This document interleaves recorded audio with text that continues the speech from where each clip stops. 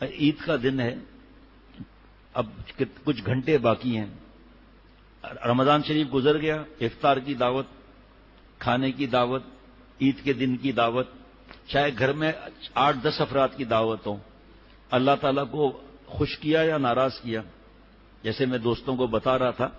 کہ حضرت والا شیخ العرب العجم عارف باللہ حضرت مولانا شاہ کی محمد اختر صاحب رحمۃ اللہ علیہ فرماتے تھے، یہ ہے نا، یہ سرنگ ہے، سرنگ ٹنل ہے، یہ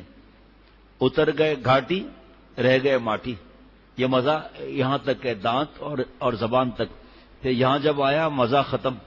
خوشبو والا کھایا بدبو والا نکلا، اور گناہ کبیرہ کر کے اٹھے دعوت میں، سب مکس گیدرنگ میں بیٹھے ہیں۔ اور عید کا دن بھی عبادت کا دن ہوتا ہے، نہ بھی ہو عبادت کا دن، پیر کا دن ہو یا منگل کا دن ہو، ایسا تو کوئی مسئلہ نہیں، لیکن بہرحال اس کے فضائل تو اپنی جگہ پر ہیں۔ لیکن اگر وہ عید کا دن نہیں بھی ہے فرض کریں، تو جو دعوت گھر میں ہو رہی ہے، بھابھی سالیاں سب بیٹھی ہوئی ہیں، لقمے کھلا رہے ہیں، ناچ گانا، یہ اللہ کا عذاب نہیں ہے؟ یہ اس بات پڑی تھی کہ یہ جو 10 دن ہے عبادت کے دن ہیں، اس میں اللہ کے نبی صلی اللہ علیہ وسلم فرما رہے ہیں کہ ان دنوں میں اللہ تعالیٰ کو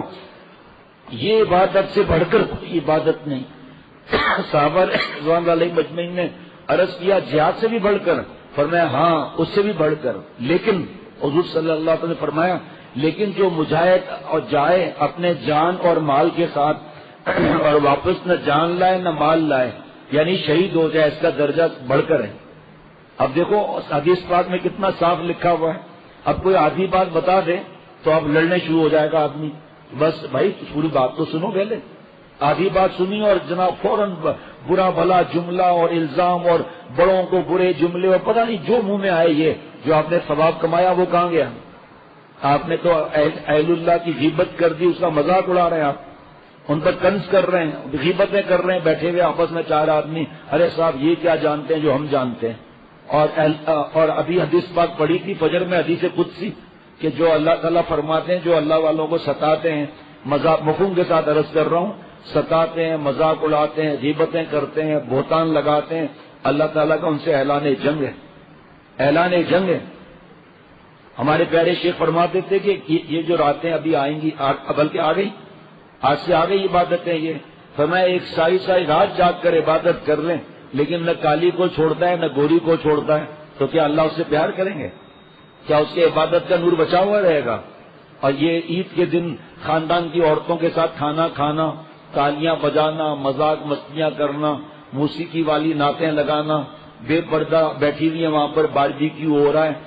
ایسے ایسے ایسے ایسے ہماری ماں بہن بہو بیٹیاں جو اپنے کو عقل مند کہتی ہیں اور دینداری کا دعویٰ کرتی ہیں، ایسے ایسے دوپٹے باریک کے جسم جھلک رہا ہے، بال نظر آ رہے ہیں، ایسے ایسے بیٹیاں بہنیں مائیں بھانجیاں بھتیجیاں، ایسا لباس کہ گردن نیچی ہو جائے، ایسا لباس، اور کون ہے؟ دیندار گھر سے ہیں، یہ ایک زبان کھولنے کے لیے تیار نہیں، نصیحت کرنے کے لیے تیار نہیں، تھوڑا جہاں حکومت ہے خاندان پر، جو بھی ہو چاہے بیٹی ہو کوئی بھی ہو، ذرہ منہ بگاڑنے کے لیے تیار نہیں کہ بھئی آپ کی مرضی، آپ بات مانتے نہیں ہیں، مجھے آپ کے ہاتھ کا کھانا نہیں چاہیے آج کے بعد، کچھ بھی نہیں، خاموش بیٹھے ہیں، اور وہ شیر ہوتی جا رہی ہیں، ایسا چست لباس جسم سے چپکا ہوا، جس سے پورا جسم جھلک رہا ہے، اور کرتا بولتے ہیں، پتہ نہیں کیا بولتے ہیں، لمبا جو ہوتا ہے عورتیں پہنتی ہیں، کرتا کہیں یا قمیض کہیں مجھے نہیں پتا، لیکن لمبا لباس ہے، ڈھیلا، کیا سبحان اللہ مبارک لباس ہے، کیسا الحمدللہ چھپا ہوا لباس ہے اللہ کے کرم سے، گھر کے اندر والد اور بھائی وغیرہ بھی مطمئن ماشاءاللہ، اور حیا اور بے حیائی کا اور حیا کا جنازہ ایسا نکلا ہوا ہے، بالکل چست لباس، مردوں کو ہی پہننا منع ہے تو عورتیں کہاں سے پہن رہی ہیں؟ اتنا چست لباس کہ لباس کی جسم کی بناوٹ تک معلوم ہو رہی ہے، ایسا لباس، اور پھر وہ جو کرتا میں کہہ رہا ہوں یا جس کو قمیض کہتے ہیں، جو بھی ہے لمبا، وہ گھٹتے گھٹتے شرٹ بن گیا۔ اب بے حیائی کا کیا حال ہوگا؟ بیٹے اور بیٹیاں، اسی ماں کی بیٹے اور بیٹیاں، ان کی حیا کا کیا حال ہوگا؟ جو ماں ایسا لباس پہن رہی ہے، بیٹی کو کیا لباس پہنائے گی؟ بیٹے کو کیا لباس پہنائے گی؟ اور بچے اور بچیوں کو پتا ہے کہ ہمارے ساتھ کیا ظلم ہو رہا ہے؟ ان کی خواہش ہے، انہوں نے کہا میں چڈی پہنا ہو، بیٹیوں نے کہا، اسکول میں بچپن سے پڑھا رہے ہیں چڈی پہن کر جا رہے ہیں، اور وہ کوئی کہنے والا ہی نہیں ہے. اب یہی بچیاں چڈی پہننے والی 6-7 سال کی ہو گئی، اسی طرح ننگی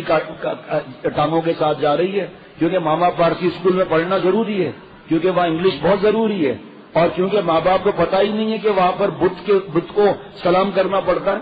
ان کو پتہ ہی نہیں ہے کہ ان کے وہاں جو تصویر ہیں ان کو سلوٹ مارنا پڑتا ہے، ماں باپ کو پتہ ہی نہیں ہے. اور ان کو زیادہ نمبر ملتے ہیں جو ان کے طریقے سے آگے بڑھے. نمبر چاہیے، دوزخ جنت کی کوئی معاملہ نہیں، نمبر زیادہ چاہیے.